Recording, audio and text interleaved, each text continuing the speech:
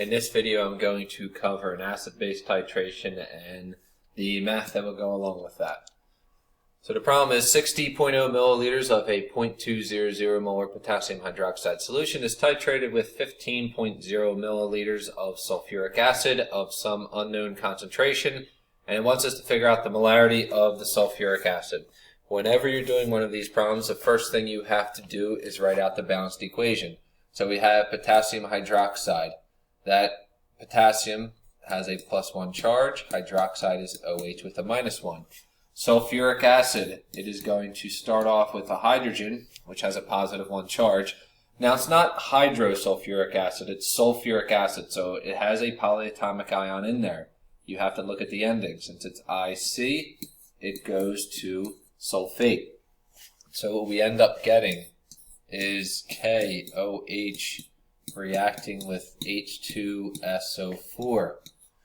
The products, you're going to have potassium bonded to the sulfate, so you get K2SO4, and you get water. So now we have to balance it. Since I have 2 potassium on the right, I'm going to put a 2 in front of KOH.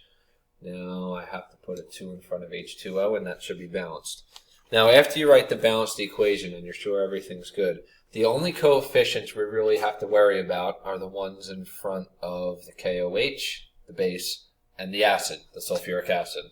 Now there's 2 ways to do this problem. I'm going to show you the shortcut method first.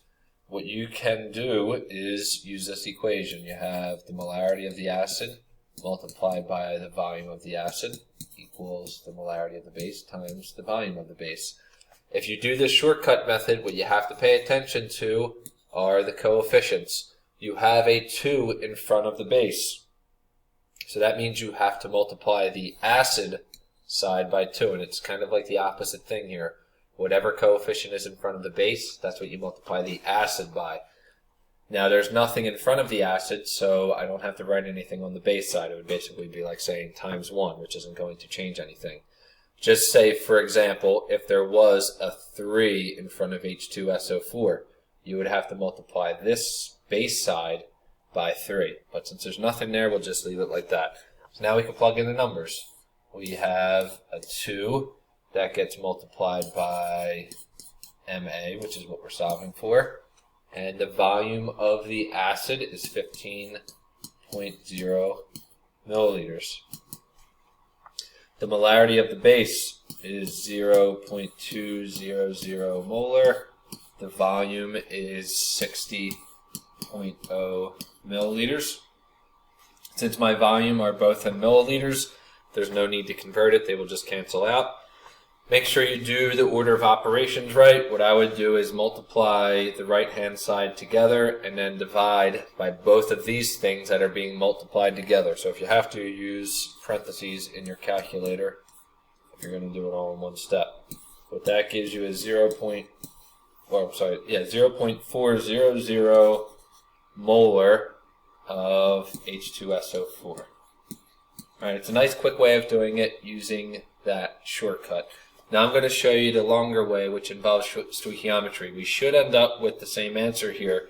The reason why I'm showing you it is to show why you multiply the acid by this coefficient of the base. So remember, it's kind of like doing the opposite there. So let me get some of this out of here.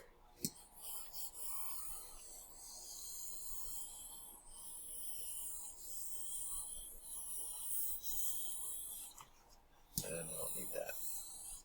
Okay. So what happens here, since I give you both of the values for the base, the volume and the molarity, that is what we're going to start off with. So what happens here, I'm going to start off with the 60.0 milliliters of KOH. And I want to multiply that by the molarity of the KOH. Now molarity is moles per liter. So it's 0.200 moles of KOH divided by liters. But since I started off with milliliters here, instead of writing 1 liter, I'm going to write 1,000 milliliters. All I did was convert from liters to milliliters. And what we get is the milliliters of KOH will cancel out. what we have right now is moles of KOH. But I don't want KOH. I don't want potassium hydroxide. What I want to get to is sulfuric acid. Actually, I'm going to do this all in one problem. So I take the moles of KOH and put that on the bottom because I want those to cancel out. And what I'm going to put up the top is moles of H2SO4. This is a mole ratio step, just like when we did stoichiometry. You get the values for this from the balanced equation. So it's 1 mole of H2SO4 for every 2 moles of KOH. And we can do the math for this and get an answer. What you get is 0.00600 moles of H2SO4. I added in these extra zeros here just to get the significant digits to all match. Now, molarity is moles per liter. So we take the moles of the acid, which we just calculated, 0.00600 moles of H2SO4, divided by the volume of the acid. It's listed as 15.0 milliliters, but I need it in liters. So I'm going to just convert that to 0.150 liters of H2SO4. Do the math for that, and I get 0.400 molar H2SO4. So I get the same answer. It's a bit more work, though. So if you do the shortcut method, remember that you may have to adjust the equation depending on what the coefficients are. So what we had last time, and let's see, I'll write it down here. We had 2 times MA times 15.0 milliliters equals, and I'll just make it short, I'll do it as MB and VB, just because I'm running out of room.